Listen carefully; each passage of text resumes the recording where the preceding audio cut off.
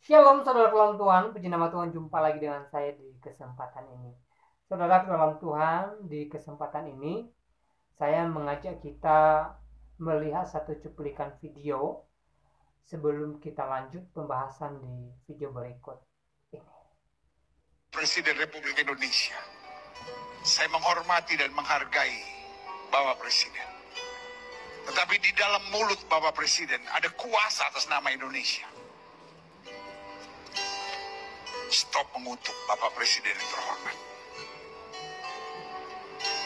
Kita tidak mau dikutuk.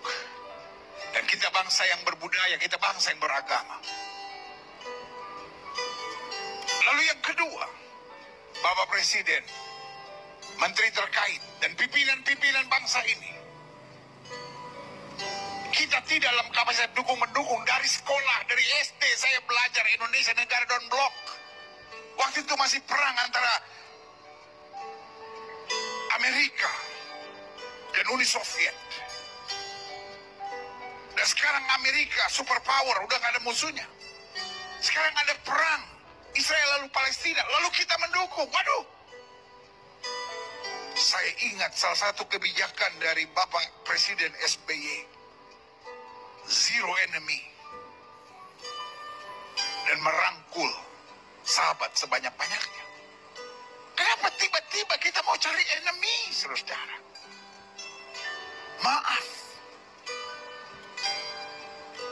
kami orang Kristen, kalau pergi ke Israel itu tidak ada urusan politik. Tapi Yesus lahirnya di Bethlehem. Dan untuk Bethlehem Palestina. Tapi untuk bisa masuk itu kita harus masuk pintu gerbang yang namanya Israel. Kalau Yesus lahirnya di Batam, saya ke Batam. Orang Kristen semua lahirnya perginya ke Batam. Jangan salahkan kami kalau kami pergi ke Israel.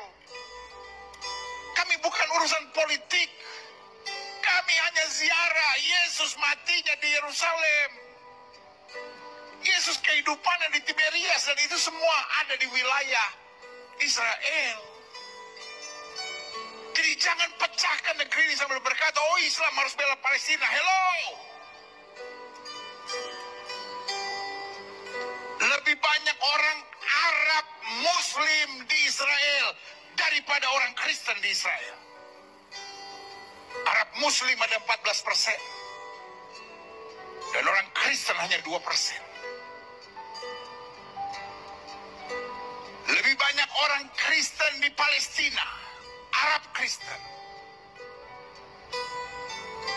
daripada Yahudi Kristen. Jadi saudara yang kasih dalam Tuhan, stop kaitkan agama di sini. Tetapi kami orang-orang Kristen, kami anak-anak Tuhan Yesus, tidak diajar untuk dukung-mendukung, benci-membenci. Bahkan orang yang mengutuk kita harus kita ampuni dan harus kita berkati, harus kita kasihi. Itu sebabnya saya juga mau bicara kepada orang Kristen yang fanatik Israel. Saudara suka wilayah Masjid Aqsa itu ada di atas, mereka mulai melempari batu ke arah Western Wall atau tembok retapan. Dan di situ tentara Israel mulai memukul mereka mundur. Memukul mundur itu artinya mendorong mereka supaya keluar dari wilayah yang berdekatan dengan Western Wall, lalu diarahkan ke bagian pintu gerbang indah atau the Golden Gate. Jadi tentara Israelnya mulai memukul mereka mundur ke arah Golden Gate. Itu harapannya. Tapi apa yang terjadi? Mereka lari masuk. Setelah mereka melempari batu melempari batu polisi dan tentara Israel, lalu apa yang terjadi? Mereka masuk ke dalam masjid. Folks, masjid itu tempat ibadah. Pertanyaan saya, apakah mereka menyadari itu tempat suci? Kalau setelah mereka melakukan sebuah kejahatan, mereka justru lari masuk ke dalam masjid. Pertanyaan saya, setelah saya buat kejahatan apapun, saya tempeleng orang, Saya ludahin orang, saya tendang orang, saya lempar batu orang. Lalu saya lari ke gereja. Pertanyaan saya, polisi akan kejar saya di gereja nggak? Pasti.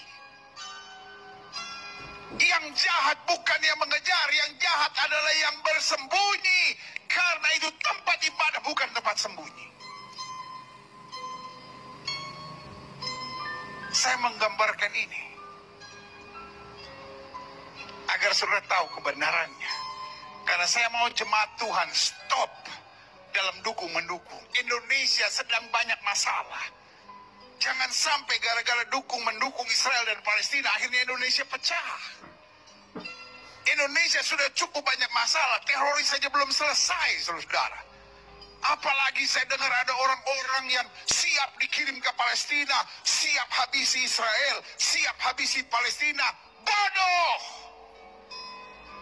Kalau memang kau punya hati yang demikian, beresin teroris yang ada di Poso dulu. Beresin pembunuhan KKB yang ada di Papua dulu. Itu dulu yang kita beresin. Baik, saudara Tuhan, itu cuplikan video Bapak Gilbert yang khotbah tentang Israel. Dan saudara Tuhan, ya, mari kita terus berdoa buat bangsa Israel dan bangsa Palestina supaya kedua bangsa ini didamaikan oleh Tuhan. Mungkin secara manusia ya hal ini mustahil, tapi tidak ada mustahil bagi Tuhan. Dan tugas kita sebagai anak-anak Tuhan, sebagai orang yang percaya kepada Yesus Kristus, berdoa supaya Tuhan bercampur tangan dalam kedamaian kedua bangsa ini, sehingga kedua negara ini secepatnya bisa berdamai dan sukacita surgawi melimpah bagi kedua negara ini.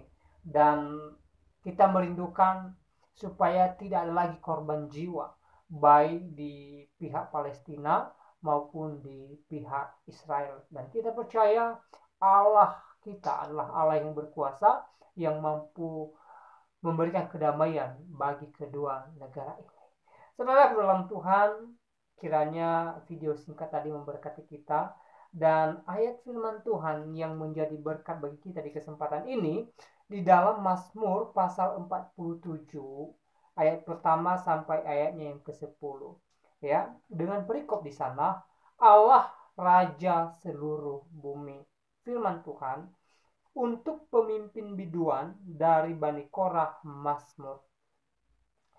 Hai segala bangsa, bertepuk tanganlah, eluk-elukanlah Allah dengan sorak-sorai, sebab Tuhan yang maha tinggi adalah dahsyat, Raja yang besar atas seluruh bumi. Ia menaklukkan bangsa-bangsa ke bawah kuasa kita, suku-suku bangsa ke bawah kaki kita. Ia memilih bagi kita tanah pusaka kita, kebanggaan Yakub yang dikasihinya. Allah telah naik dengan diiringi sorak-sorai. Ya, Tuhan itu dengan diiringi bunyi sangkakala. Bermasmurlah bagi Allah, bermasmurlah bagi Raja kita, bermasmurlah.